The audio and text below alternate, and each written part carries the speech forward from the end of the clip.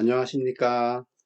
10월 22일 제8주차 발명교육과 스토리텔링 화학의 동영상 강의를 시작하겠습니다. 지난 시간에 우리가 화학 결합에 대해서 공부를 했거든요.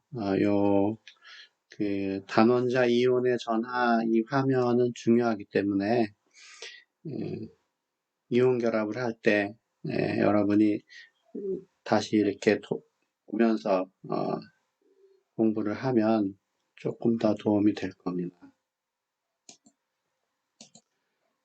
그래서 이 화면 이후에 결합을 했죠. 이렇게 이온 결합 한번 나왔고 공유 결합이 나왔어요.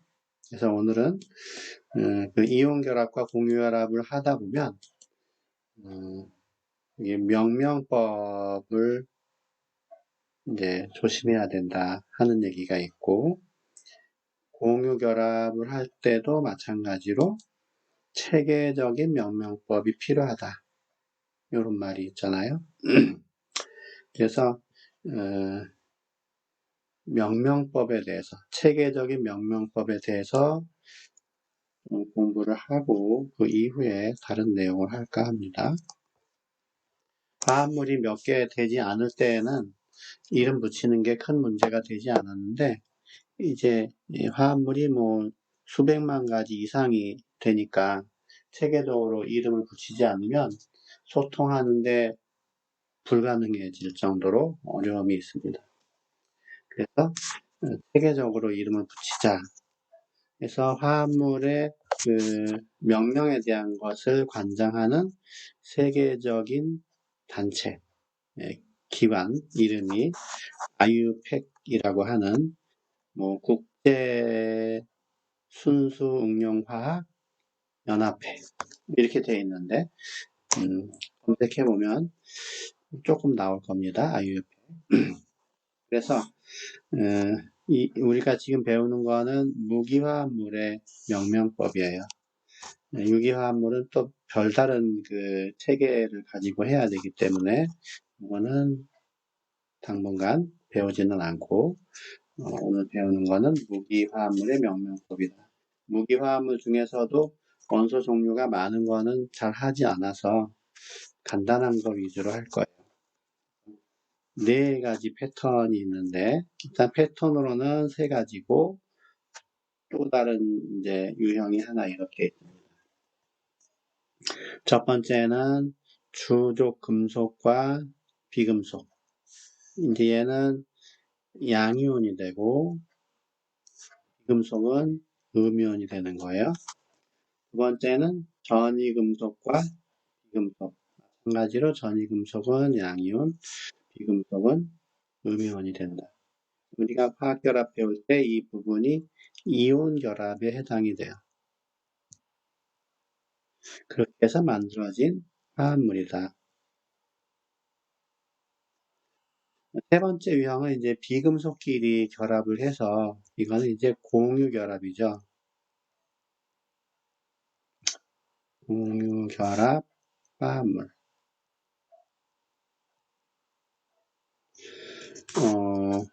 이 공유 결합 화합물은 양이온, 음이온 이런 식으로 이온이 되는 게 아니기 때문에 일단 이온이란 말은 쓰지 않는데 그래도 약간이라도 양이온 성격을 띈 것, 그걸 우리는 보통 앞에다가 써요.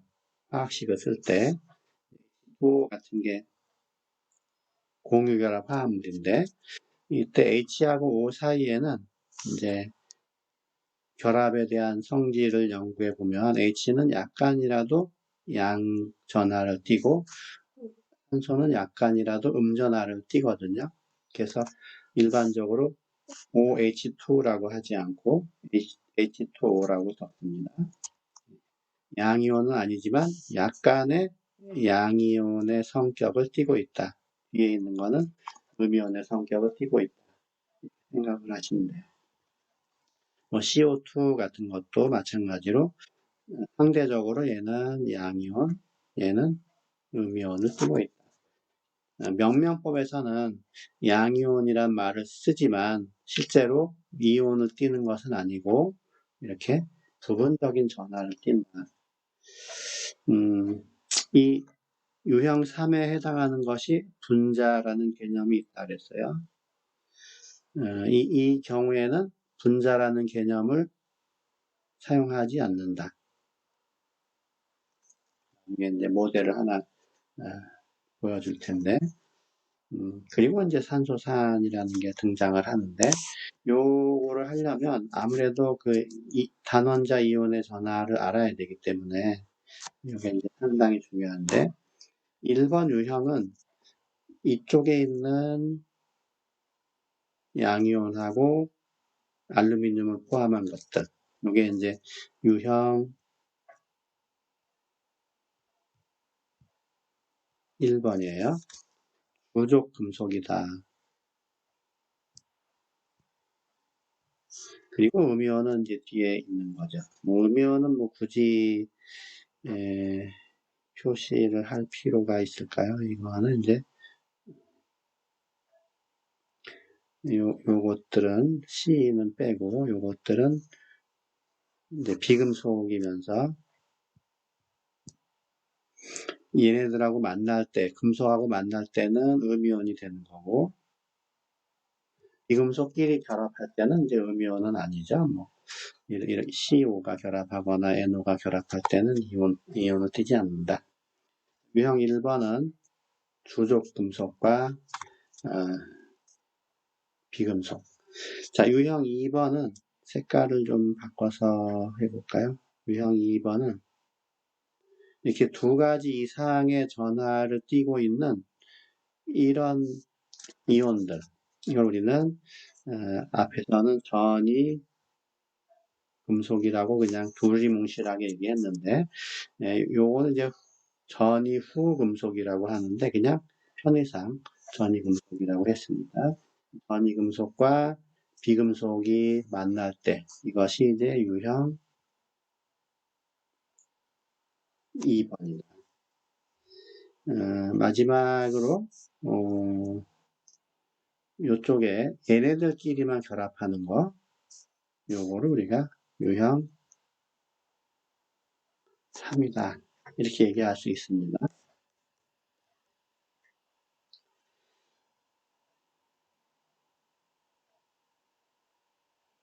그래서 이제 이 세 가지 유형에 대해서 명명법을 공부를 할 텐데 아무래도 이건 판서를 해야 될 것 같으니까 노트로 가죠.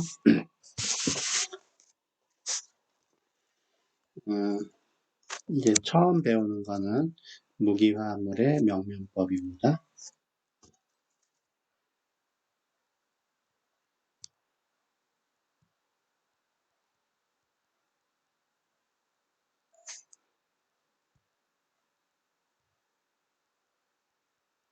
무기화합물의 명명법 1번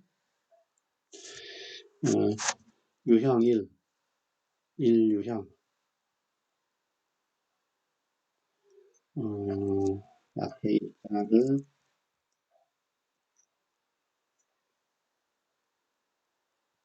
빼고 유형 1 주족 금속과 비금속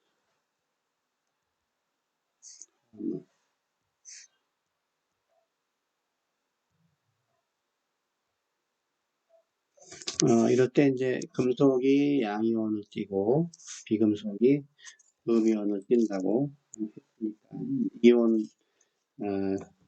구호는 그렇게 되고 자 명명은 음이온 원소명 플러스 화자는 한자어로 하면은 화합물 할 때 화자예요. 그리고 한 칸 띄고 양이온 원소명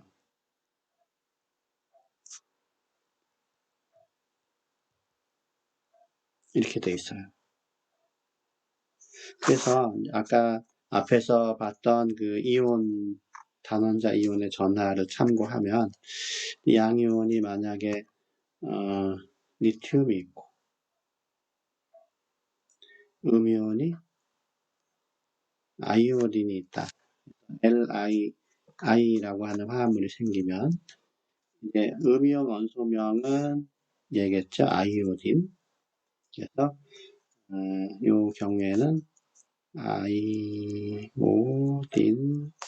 해놓고 화자를 붙여 쓰고 한 띄고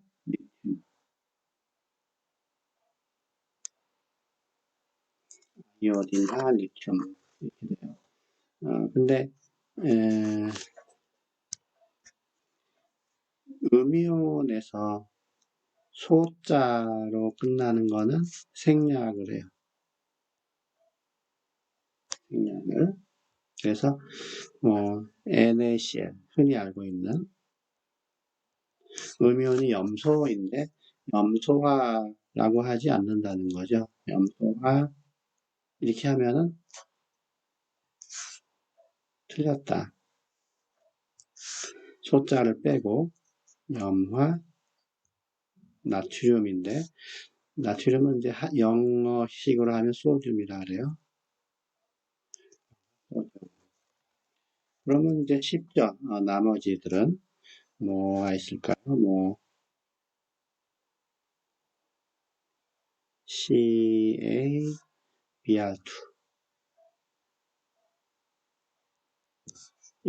는 Br은 브로민, Ca는 칼슘. 브로민화 한 칸 띄고 칼슘 이렇게 됩니다. 제산제 이제 위에 산이 과다로 나오게 되면 제산제를 먹는데 제산제 중에 하나가 MgO라고 있어요. MgO. 뒤에는 산소, 앞에는 마그네슘이니까 산소화라고 하지 않고 산화 하나 띄고 마그네슘 이렇게 됩니다. 어렵지는 않은데 이 소 생략할 때 수소는 예외예요. 그래서 NaH 흔히 볼 수 있는 건 아닌데 이때는 소화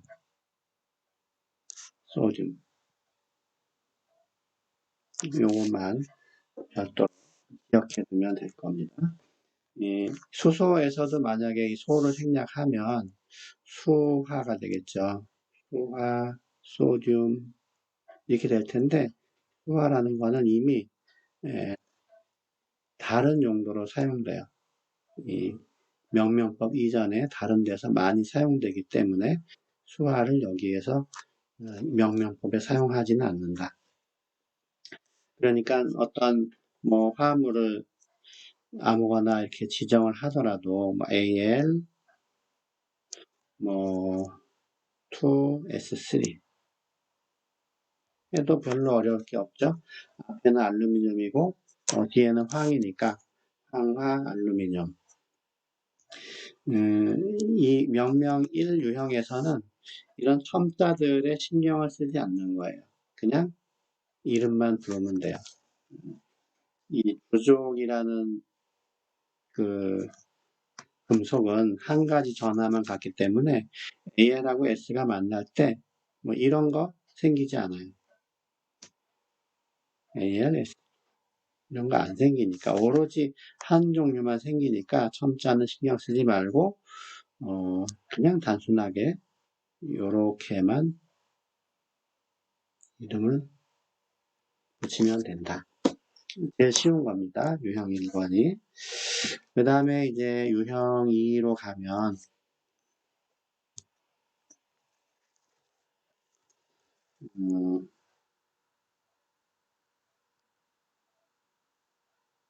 유형 2는 대표적으로 그냥 전이금속이라고 했습니다.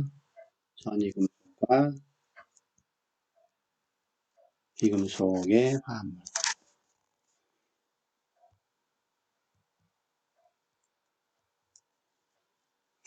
뭐 당연히 전이금속은 양이온이고 비금속은 음이온이에요. 근데 이 양이온이 일반적으로 두 가지 이상이 다. 그래서 예를 먼저 들으면 이제 CU와 CL이 만나서 생길 때에 실제로 화합물 CL2지만 CU와 CL이 만나서 생길 때에 CU가 플러스 1도 있고 플러스 2도 있고 CL은 마이너스 1만 있으니까 지난번에 과제에서처럼 플러스 1이었으면 이렇게 되고 플러스 2였으면 CL이 2개 와야 되겠죠. 유형 1처럼 명명하면 염화 한 칸 띄고 구리 이렇게 되겠죠. 둘 다 염화 구리. 그런데 실제로 이 앞에 있는 CuCl과 밑에 있는 CuCl2는 전혀 다른 물질이에요.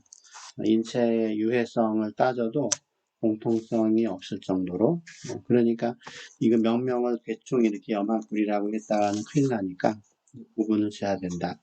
이때 화학자들이 사용한 방법이 이 금속의 전하를 보고 표시를 해라. 금속 이름 뒤에다가 1 가면은 1, 2 가면은 2 이렇게 표시하기로 약속을 했어요. 대신에 괄호를 하고 1, 2를 여기선 1가니까 2를 또 특별히 로마 숫자로 하기로 해서 조금 귀찮은데 이렇게 쓰기로 했다. 명명법은 똑같이 앞에처럼 유형 1처럼 하기는 하는데 유형 1처럼 하되 뭐가 추가되느냐? 금속의 전하를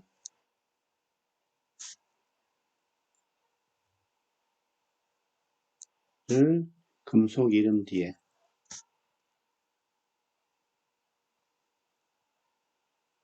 그것도 괄호 안에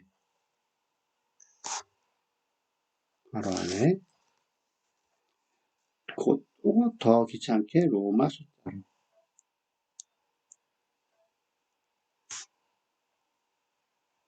표기한다. 이게 이제 전이금속과 비금속 사이의 이온 결합 화합물의 명명 방법이에요. 얘를 이제 CuCl에 대해서 이제 들었지만 만약에 Fe와 O가 만났다. 그러면 Fe는 2 플러스 아니면 3 플러스가 주 전하고 산소는 2 마이너스니까 2 플러스였다면 FeO가 될 것이고 3 플러스였다면 3가와 2가니까 FeO, 3 두 종류가 가능하다. 물론 이거 말고도 다른 전화도 가능해요. 이 경우에는 산화 소자 빼고 산화 한 칸 띄고 철 전화가 2가니까 2라고 쓰고요. 아래는 산화 철이라고 쓰는 것까지는 똑같은데 철 이름 뒤에다가 3이라고 쓰면 돼요. 뭐 철 광물 같은 거 이제 기사나 어떤 공부를 하다 보면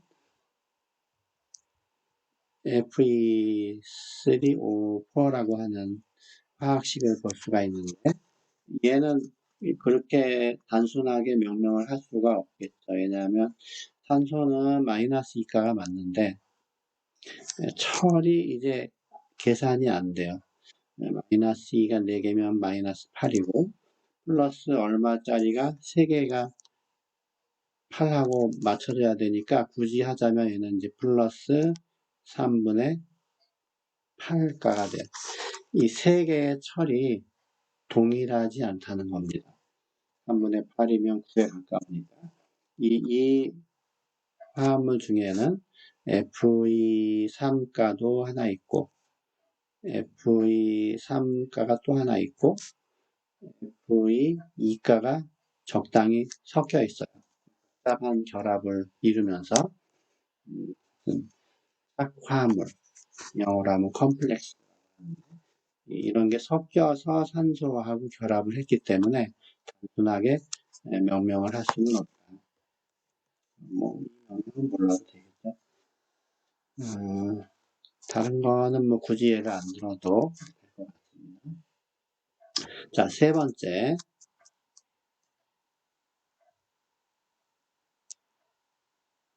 그러니까 이 이온 전하를 따질 때 정수가 안 나온다고 해서 잘못된 거는 아니다 하는 겁니다. 세 번째는 비금속 더하기 비금속의 공유결합 화합물이에요.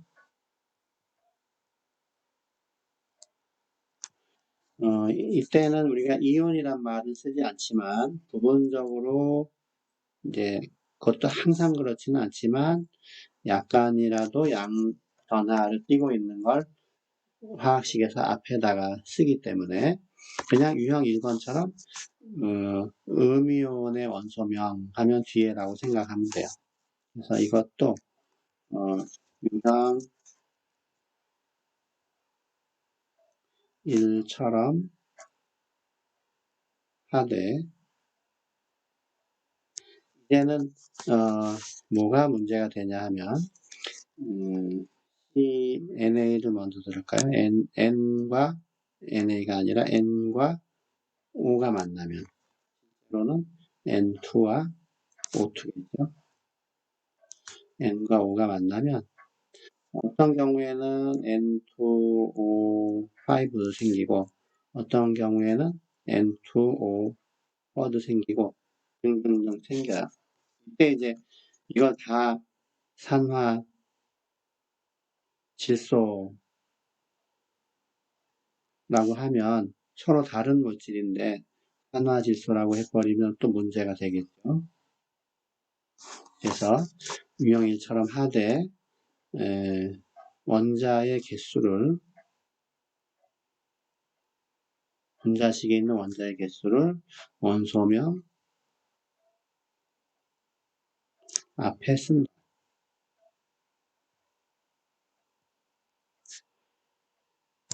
이게 이제 추가로 구분 지어야 되는 방법이에요. 그러니까 얘는 오산화 이렇게 되겠죠. 색깔을 또 바꿔서 하면 이상한데 나중에 표시하더라도 오산화 이질소, 사산화 이질소 이런 식으로 이 개수들을 원소명 앞에다가 1, 2, 3, 4를 붙인다. 근데 여기서도 이제 신경 써야 될 것이 단 앞 원소 한 개이면 한 개일 때 일자를 굳이 쓰지 않는다.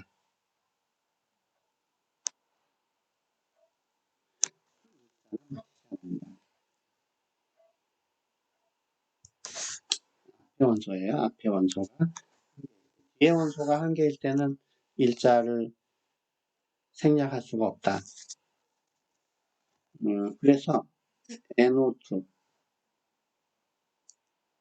이런 거 있습니다. 이거는 이산화 일질소라고 하지 않고 질소.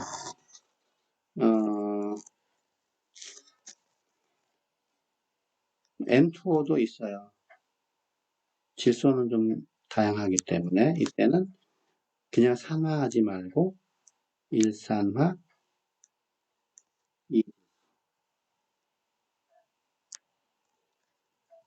NO2 NO도 있습니다. NO 그러면은 일산화질소. 그러니까 CO와 CO2를 상식적으로 많이 들어봤을 텐데 CO2는 이산화탄소예요. 이산화일탄소 하지 않죠. CO는 일산화탄소예요.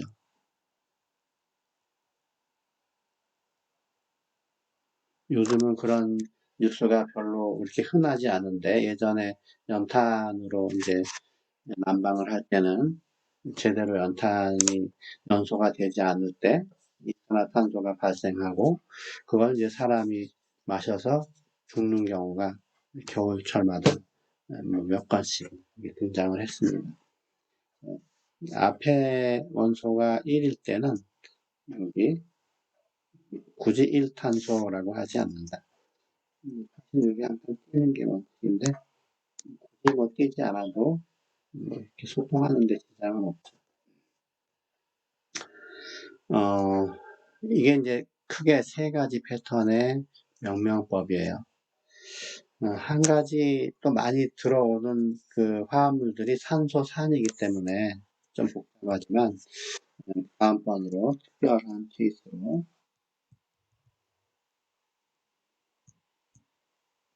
산소산의 명명법. 산소산은 유형이 산 염기할 때 이 산인데 그때 이제 H가 반드시 들어가요. 어떤 원소가 하나 있고 산소산이니까 산소도 있겠죠. 이런 식으로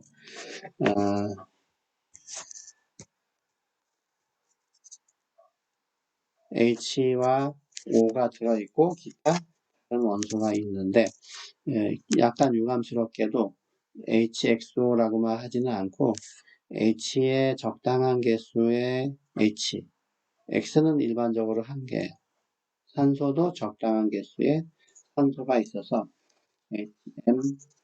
HMO의 형태를 띠고 있는데 이걸 우리는 산소산이라 그래요. 중심에 어떤 그 원소가 있고 중심 원소에 수소도 있고 산소도 결합이 되어 있다. 예를 들면 제일 많이 들어왔던 것 중에 HNO3, H2SO4, H2CO3, H3PO4,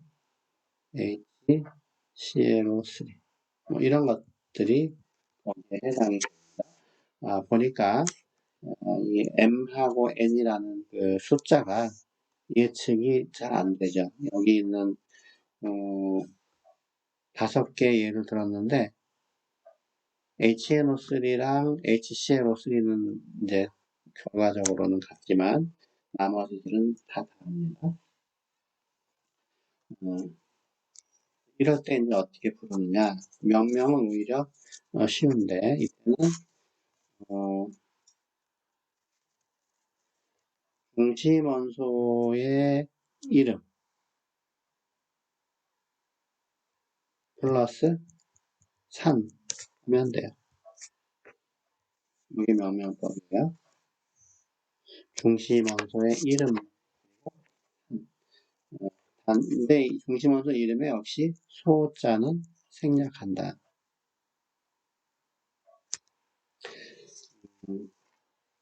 그러면 어떻게 되겠습니까? 여기는 질소에 해당하는 거니까 질산.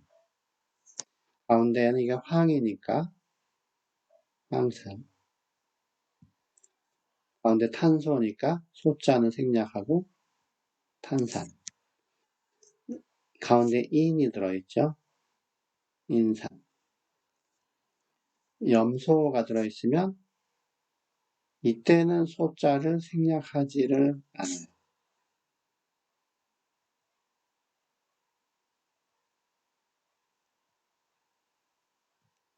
질소의 경우에 질산, 붕소의 경우에 붕산 이렇게 하지만 염소의 경우에는 소자를 생략하지 않는다. 왜냐하면 소를 생략하면 우리가 이제 염산이 되는데, 염산은 이전에 HCl을 부르는 이름으로 너무나 널리 쓰이고 있기 때문에 이 염소산이 밀린 겁니다. 세계적으로 하자고 보면 소자를 빼야 되겠지만 염산이라고 할 수는 없으니까 그때 염소의 경우에는 소자는 생략하지 않는다. 또 어려운 게 이 산소산도 이것만 있는 게 아니에요. 이 중심 원소가 정해져도 N이 있을 때는 뭐 뜨있냐 하면 이제 찾아보면 HNO2도 있어요. 황에 대해서도 H2SO3도 있습니다. 얘네들은 질산황산이라고 하지 않아요. 염소산도 마찬가지죠. HClO2,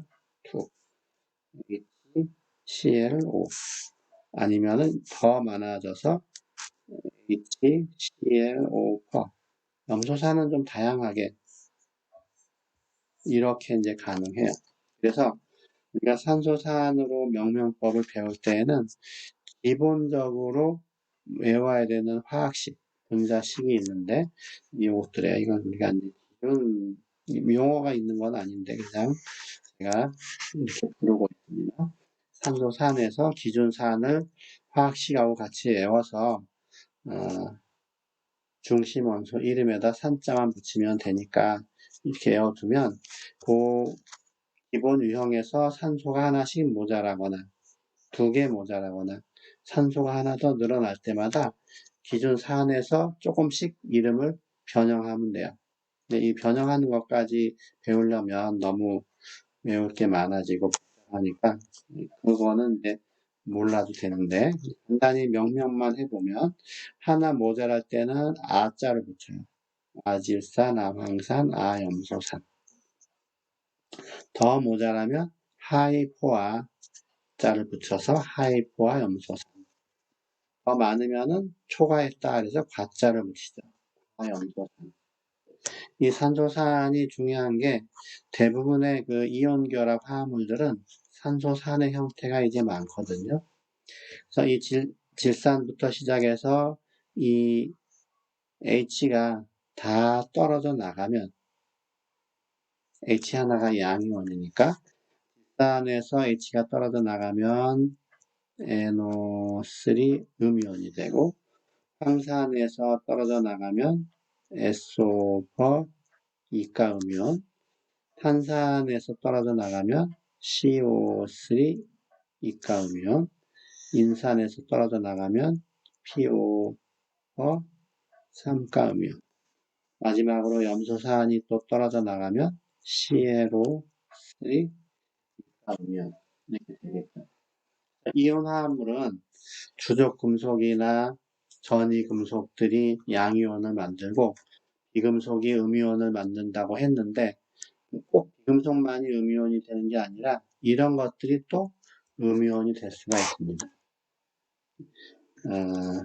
이런 것들을 우리는 다원자 이온이다.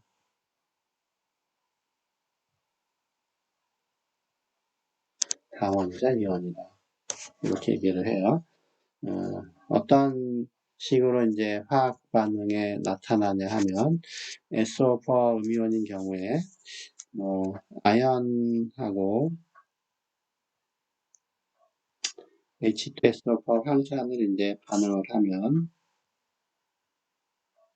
황산 아연과 H2가 발생을 하게 되는데 이때 보면 이 SO4 이가 음이온이 여기에도 그런 형태로 있고 여기에도 그런 형태로 있죠. 마치 뭐 황 이가 음이온, 산소 이가 음이온 이런 것처럼 이게 한 원자로 된 이온처럼 행동을 해요. 원자가 2개 이상이지만 그래서 이런 것들은 다원자 이온이라고 한다. 이 이온이 바뀔 수도 있지만 안 바뀌는 채로 이렇게 반응에 참여하는 경우들. 그래서 이런 다원자 이온의 이름이 어떻게 되는가? 산소산의 이름과 결과적으로 같다. 얘는 질산이온, 항산이온, 탄산이온, 인산이온, 염소산이온 이렇게 돼요. 우리가 대면 강의에서 황산구리 용액에 아연판을 넣어서 실험을 해본 적이 있는데 이때 이제 황산구리, 황산아연 할 때 그 황산이 SO4라고 하는 덩어리로 된 이온이다. 좀 아시겠나요? 이 뭐라고 부르느냐? 황산 이온이니까 아연 이렇게 불러요. 우리가 실험에 사용한 거는 CuSO4였는데 이거는 황산 구리라고 하지만 구리는 전이금속이라서 앞에다가 이름키에다가 로마 숫자로 2를 표시를 합니다. 명명법은 쉽지 않아요. 이렇게 나중에 평가를 해도 유형 1 주적금속과 양이온, 유형 2 전이금속과 양이온, 유형 3 비금속끼리의 공유결합 화합물, 두 개는 이온결합 화합물. 특별히 유형으로 분류하진 않았지만 산소 사안에 대한 명명법 네 가지를 했으니까 나중에 이제 어떤 화합물들을 봤을 때 어느 유형에 속하는구나 이런 걸 감이라도 잡을 수 있으면 상당히 이 화학에 대해서 조금 이제 자신감이 생길 수 있다 이렇게 얘기할 수가 있습니다.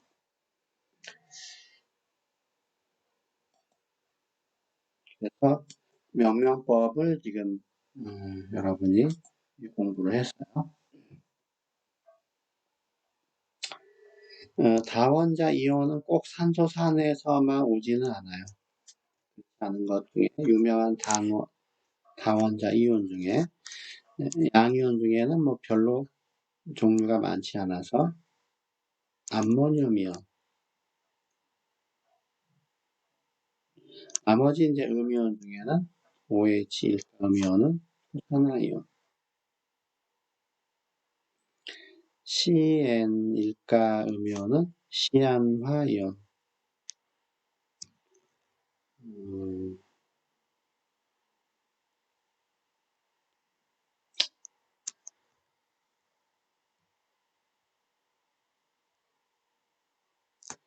뭐를 지우기가 좀 그러네요. 시안화 이온, 시화나 소듐, 시화나 알루미늄 이런 식으로 명명을 해요. 그 외에 이제 산소산에서는 안 배웠지만 과망간산 이온, 크롬산 이온,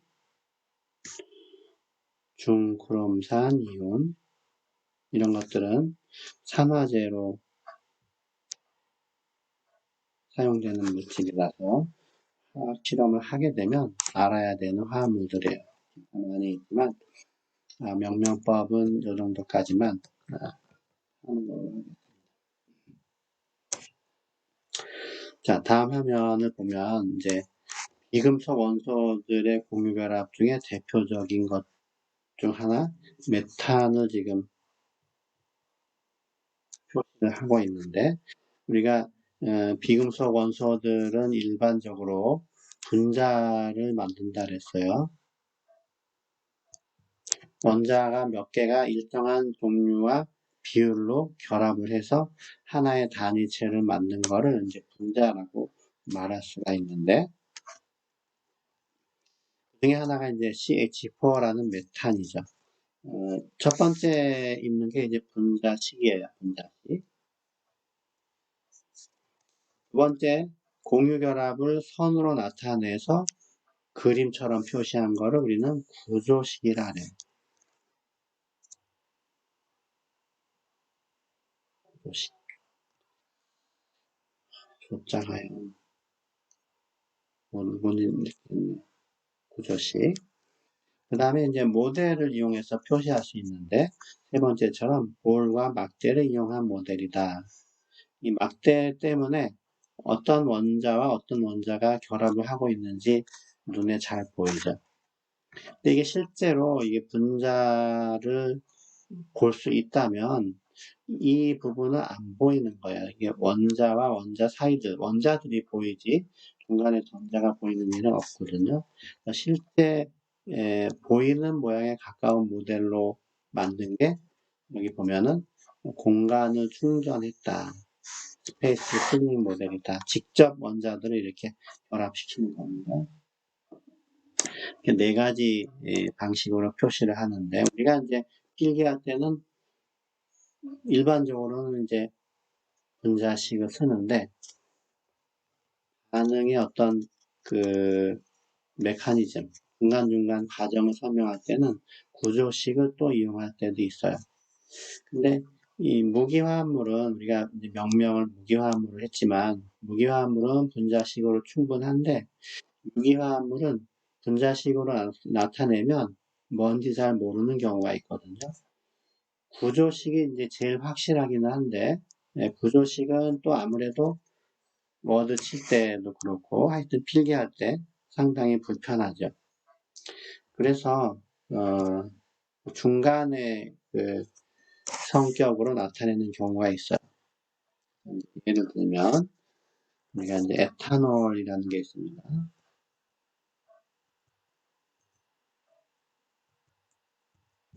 그 다음에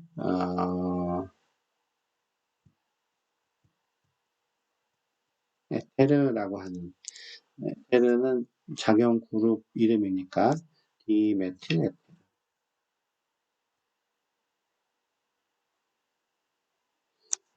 화학 이름으로 친다면은 에탄올과 디메틸 에테르라는 게 이제 유기화합물에 있는데 에탄올 이 올자가 붙은 것은 이 알코올이란 뜻이에요. 그렇죠?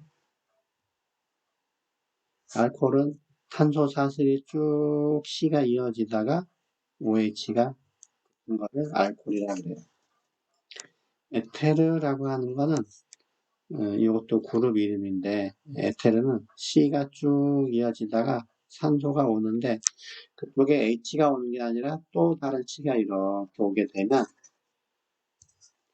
이 작용 그룹, 작용기를 에테르라고 한다. 그래서 에탄올은 이쪽에 탄소 부분이 에탄에서 온 거고 디메틸은 이쪽에 탄소 부분이 메탄에서 온 게 두 개 있다. 그래서 디메틸이에요. 에탄올은 화학식을 쓰면 이제 구조식을 먼저 알려드릴게요. C가 이렇게 있고 OH가 있는 게 에탄올입니다. 디메틸 에테르는 탄소를 가운데 두고 C가 결합을 했다 그랬죠. C가 이제 다른 거와는 결합하지 않고 H와만 결합을 하면 이렇게 돼요. 뭐 당연히 두 물질은 다른 물질이겠죠. 근데 이 끝에 아무 표시 없는 건 당연히 H가 있다는 거예요. H는 일반적으로 생략을 많이 해요. 그렇게 약속을 하면 다 알아들을 수 있으니까. 그럼 분자식으로 쓰면 어떻게 되느냐? C 두 개에 여기도 H가 있으니까 H가 6개에 산소가 여기도 보면은 C 두 개에 H가 6개, 산소가 하나. 똑같죠, 지금. 이런 심각한 문제가 발생해요. 분자식으로 쓰면. 그렇다고 해서 매번 이렇게 구조식으로 화학식을 적어야 한다 그러면 이게 또 불편한 일이잖아요. 에탄올은 우리가 술의 그 원료가 되는 것처럼 어느 정도 이렇게 먹어도 되지만 이 에테르, 이서라고 하는 이 에테르는 마취약으로 사용이 돼요. 흡입을 많이 하면 사람이 죽을 수도 있어요. 그냥 굉장히 이제 성질이 다른데 분자식은 똑같아요. 유기화합물은 이렇게 분자식이 같은데 다른 화합물들이 너무나 많이 존재하기 때문에 이거를 그냥 분자식만 적어서는 안 된다. 그렇다고 구조식만 그리기도 적절하지 않다. 적당히 이제 타협을 보기를 구조식은 축소해서 그리는 거예요. 이 부분을 쓰고, 이 부분을 쓰고, 이 부분을, 이 부분을 쓰고, 여기를 쓰고, 이 부분을 쓰는 거예요. 앞에서는 CH3, CH2OH. 약간 이제 화학을 공부하다 보면, 아, 이거는 에틸 그룹의 OH가 연결이 된 거구나. 이렇게 압니다. 이 경우도 여기 이제 각각의 부분적인 구조식을 식으로 적으면 CH3O, CH3. 그럼 여기 CH3가 있고 O가 있고 CH3가 있구나. 이렇게 알아들어요. 그럼 화학자들은 별로 어렵지 않게 아 이거는 에테르라고 하는 화합물이구나. 아 이거는 알코올이라고 하는 화합물이구나. 이렇게 알아듣는데 요것들을 이제 우리는 축소 구조식이다. 유기화합물의 경우에는 분자식도 적절하지 않고 구조식은 너무 번거롭고 그래서 많이 사용하는 유기화합물을 표시하는 화학식은 또 구조식이다. 이렇게 알아두면 됩니다. 다시 파워포인트 화면으로 가서 여기에는 이제 그 표시가 없지만 이 메탄의 경우에는 분자식이나 축소 구조식이나 사실은 똑같아요. 여기 이제 뭔가 결합이 되면 이제 달라지겠죠. 분자를 표시하는 방법은 이런 것들이 있다. 요 외에 축소 구조식이 있다. 이온 결합 화합물은 식으로 나타내기가 조금 어려웠는데 왜냐하면 얘가 지금 소금이에요. 소금은 회색이 이제 소듐 양이온이고 CL이 염화음이온인데 이게 NaCl 우리가 분자식 비슷하게 적을 때처럼 명명법 할 때처럼 이렇게 해버리면 Na 하나와 Cl 하나가 결합을 해서 분자를 이룬다는 것처럼 보이는데 실제로 소금이라는 거는 양이온과 음이온이 끝없이 결합이 돼요. 이게 소금의 결정인데 이 결정은 이제 현미용어로 볼 수 있다고 하면 이렇게 보이는 거예요. 이렇게 끊임없이 결합이 된 것처럼 분자라고 말하지 않죠. 이럴 때는 이제 어떤 방법을 쓰느냐? 실험식과 사용한다. 하는 거예요. 실험식은 이 안에 이제 두 종류가 있다 그러면 NA와 양이온과 CL 음이온을 봤을 때 이게 몇 대 몇으로 있느냐, 몇 대 몇으로 있느냐, 요거를 대신 사용하자는 거예요. 결과를 이제 쓰면 NA와 CL이 이게 실험을 해서 분석을 해보면 1대1로 존재해요. 그러면 NaCl은 NA와 CL이 만들어서 생성된 화합물은 NaCl. CA와 CL이 결합을 했다 그러면은 1대2로 결합을 했기 때문에 CACL. 아니면은 또 뭐가 있을까요? 앞에가 두 개 있는 거. Li2O. 명명법에서 했던 Al2O. 이런 것들은 다 분자식은 아니고 실험식이다.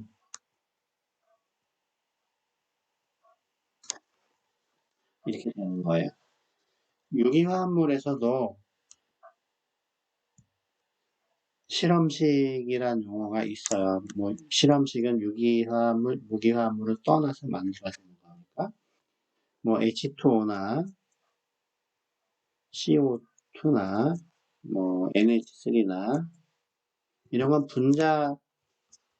분자식이죠. 이거는 분자식이 더 약분이 될 수가 없어요. 근데 이 분자식 중에 뭐 어디 있냐 하면 C6H6 C2H2 등등이 있습니다. 이건 이제 벤젠이라고 하는 거고, 이거는 아세틸렌이라고 산소 용접할 때 쓰는 분자식인데,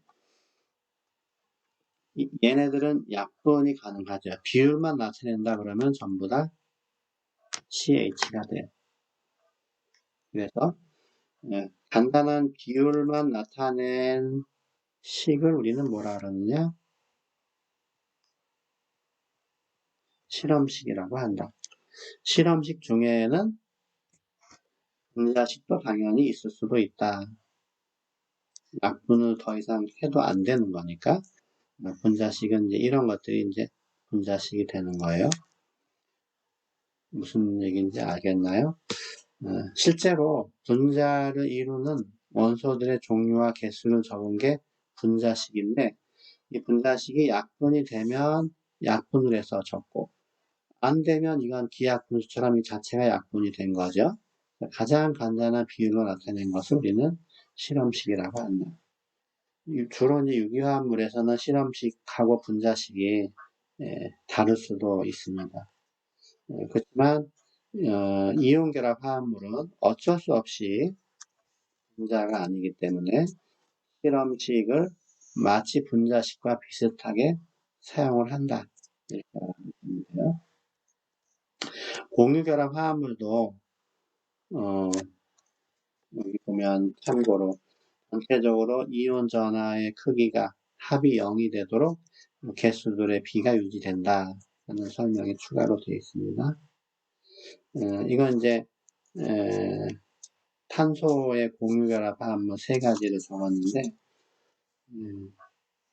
이거는 분자라는 개념이 없는 거예요. 그렇죠?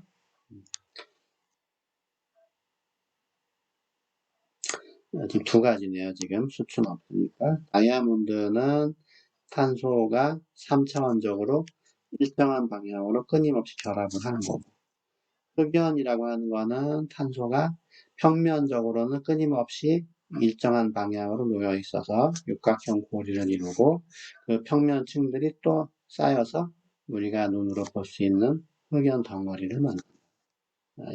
이 경우는 그냥 실험식을 쓸 수밖에 없어요. C라는 간단한 화학식이죠. 원소 기호이면서 이런 물질들을 나타내는 뭐 분자식 이런 식으로 말할 수 있는데, 분자식보다는 실험식. 어렵죠? 이렇게 들어갈수록. 자, 그 다음에 이제 기체에 대해서 우리가 공부를 할 건데, 기체에 대해서는 공부를 해야 될 양이 조금 시간을 들여야 되기 때문에 오늘은 그냥 간단한 소개만 하고 본격적인 건 다음 시간에 할 겁니다. 기체가 이제 액체와 고체와 달리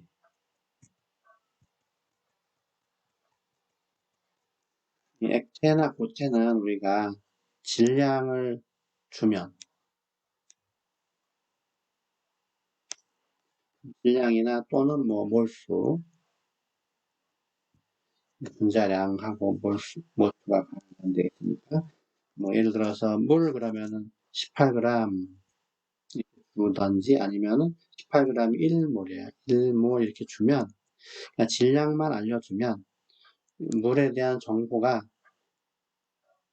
그대로 이제 찾으면 다 나와요. 뭐 온도는 뭐 측정하면 되는 건데 온도가 몇 도이건 크게 물이 변할 건 없습니다. 뭐 압력은 뭐 액체니까 압력을 얘기할 필요는 없고요. 부피 같은 거는 밀도가 이미 다 알려져 있기 때문에 얘 같으면은 18ml, 18세제곱센티미터 이렇게 알려지죠. 질량이나 몰수만 알려주면 온도는 그냥 측정하면 하는 대로 나오는 거고 부피도 밀도에서 자연적으로 나오죠. 압력은 얘기할 게 없어요. 반면에 기체는 질량을 주더라도 이산화탄소를 만약에 44g 준비했다. 얘가 1몰이에요. 질량이나 몰이나 서로 그 뭐라고 할까 계산이 가능하기 때문에 변화가 가능하기 때문에 둘 중에 하나 알려준 건 다 알려준 겁니다. 그러나 이산화탄소를 44g 준비했다고 하면 여기에 대해서 그 기체의 온도나 압력이나 부피가 알려지느냐? 알려지지가 않겠죠. 이산화기체는 밀도 가지고 다 되는데. 그래서 뭐 온도가 변할 때마다 부피가 변하고 압력도 변하고 또 압력이 변하면 얘네들도 변하고 그래서 이 몰수가 주어지더라도 온도와 압력과 부피가 정해지질 않아요. 물론 몰수까지 포함하면 이 네 가지 값들이 막 서로 막 변화하기 때문에 기체에 대해서는 어떤 정보를 제공할 때 부피와 온도와 압력이 같이 제공이 돼야 된다. 압력이라는 것은 압력 얘기만 하고 이제 오늘은 예정인데 압력이라는 것은 힘과 관련이 있는데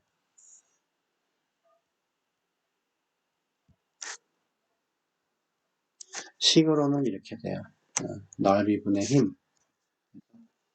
해석을 하면 단위 부피에 수직으로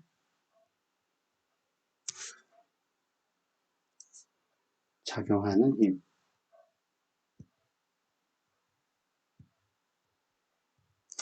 어떤 그 넓은 판 위에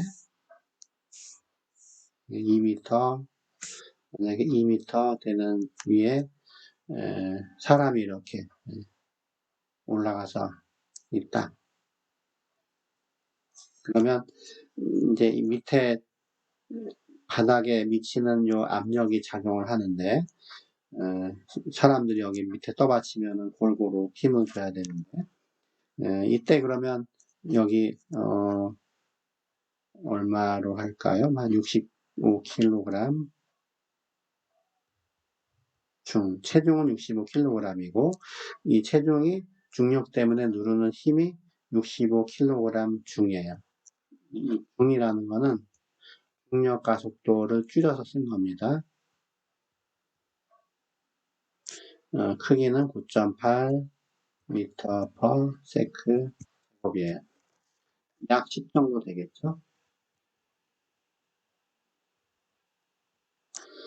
그러니까 65kg 곱하기 10 미터 per 세크 제곱이에요. 곱해보면 650 kg 미터 per 세크 제곱. 이게 이제 10의 단위인데 이 단위를 편의상 뉴턴이라고 붙이게 됐어요. 그러니까 가로 2m, 세로 2m에 수직으로 작용하는 힘이 650 뉴턴이다. 압력은 얼마냐? 압력이라는 거는 요 넓이가 1이면은 얼마에 작용하는 셈이냐 하는 거니까 요 4분의 1에 해당하는 넓이로 환산을 하는 거니까 이 힘을 이제 4분의 1배 하면 되는 거죠. 그래서 이때 압력이라는 거는 넓이가 4 제곱미터, 힘이라는 게 650 뉴턴. 이렇게 계산하면 4, 1은 4, 4, 6, 24, 4, 2, 8, 뉴턴 per 미터 제곱이다. 또 요거를 편의상 우리는 파스칼로 나타내기로 합니다. 이때 작용하는 압력은 16.25 파스칼입니다. 압력에 대해서 대충 아시겠죠? 우리가 사는 지구는 이제 압력 이제 얘기할 때 주로 공기 가지고 많이 압력을 얘기를 해요. 다른 기체는 있겠지만 대기 자체가 지구 표면 위에 엄청난 높이까지 쌓여 있기 때문에 지구가 그 대기를 잡아당기고 있어서 기체가 아래로 누르는 힘을 작용하고 있고 적당한 넓이에 해당하는 누르는 힘을 고려하면 압력을 계산할 수 있다. 이 책에 보면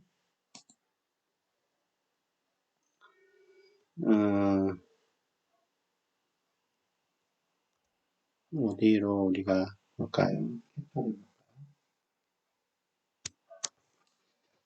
사람이 여기 어딘가 있겠죠. 하여튼 지구를 둘러싼 이 대기가 굉장히 높은 범위까지 있습니다.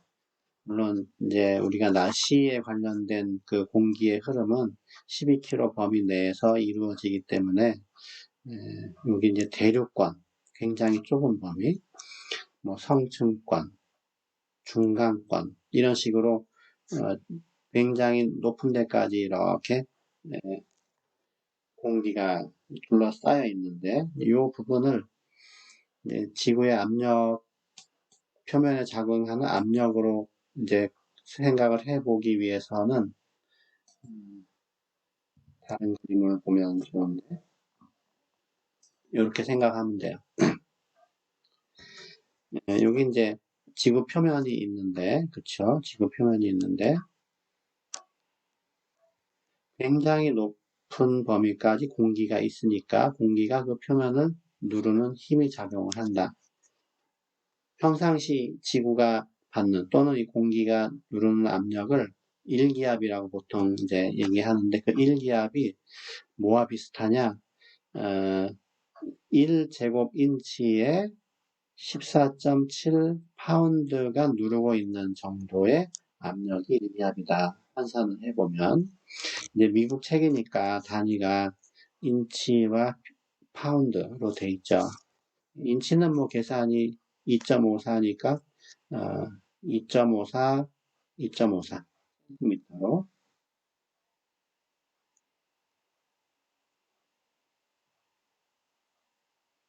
요런 넓이에 14.7 파운드로 누르고 있다.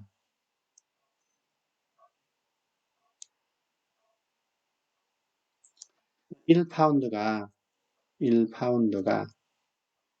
453g과 같아요. 그람, 질량으로 치면 그람, 힘으로 치면 그람 중. 그럼 이제 2파운드가 한 1kg 정도 조금 안 되겠죠. 14면은 7kg이 조금 안 되는 거예요. 그래서 거의 7kg 정도에 해당하는 무게가 이 정도를 누르는 힘이니까 사람 팔에 그 정도로 힘을 주면 좀 통증을 느낄 수도 있는 정도의 압력이에요. 근데 이제 사람은 이 환경에서 태어나고 자라고 죽기 때문에 그 어깨에 그런 부담을 느끼지 않죠. 다른 압력들을 계산해 놓은 게 있는데 참고로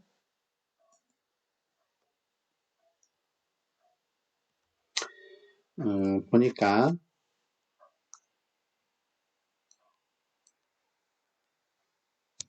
코끼리가 코끼리 체중 때문에 적용하는 압력이 14파운드 per 제곱인치. 아까 말한 1기압에 가까워요. 1기압.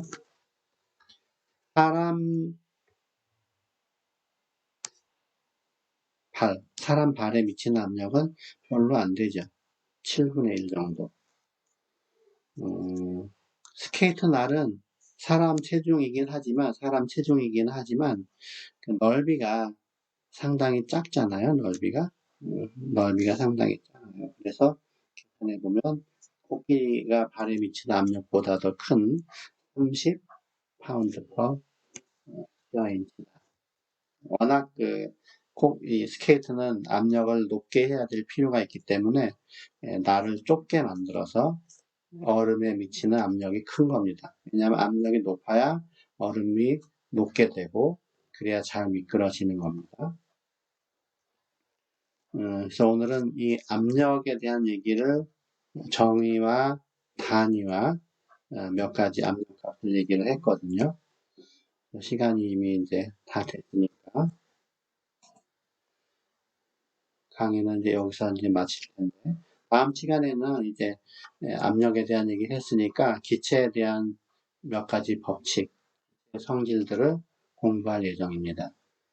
과제는 어렵지 않은 걸로 지금 일단 요 녹화는 여기서 끝내고 다른 걸 다시 또 녹화를 해서 이어붙이기를 할게요.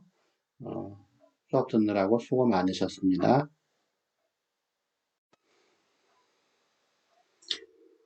자, 오늘의 과제는 무기화합물의 명명법에 대한 것입니다.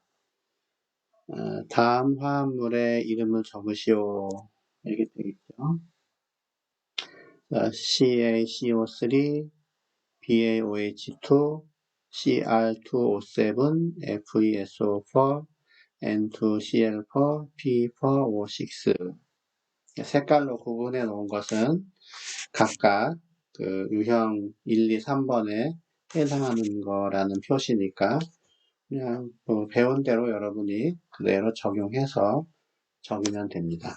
원래 유형이 어려운 건데 유형은 색깔로 구분을 해 놨습니다. 잘 적어서 제출해 주시기 바랍니다. 이상입니다.